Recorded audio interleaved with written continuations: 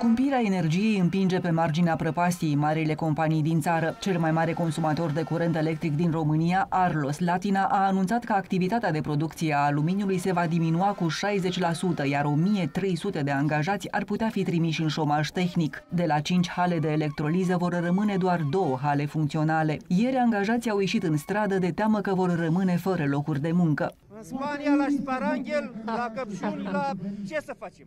Ceva trebuie să facem, că nu putem să murim de foame. Mergem în străinătate. Pentru mii de angajați ar însemna un drum închis.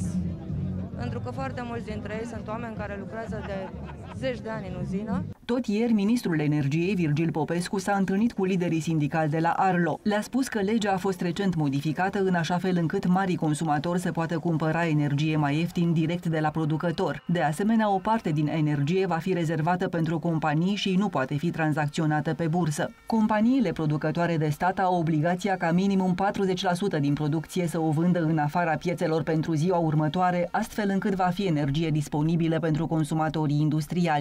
Urmează ca conducerea, că nu noi sindicatele avem puterea asta, să meargă și să poarte discuții pentru a încheia contacte direct cu producătorul. Creșterea prețurilor la energie electrică și gaze a afectat în ultimele luni mai mulți producători europeni de aluminiu și oțel, care au fost nevoiți să trimită angajații în șomaj tehnic și să reducă semnificativ producția.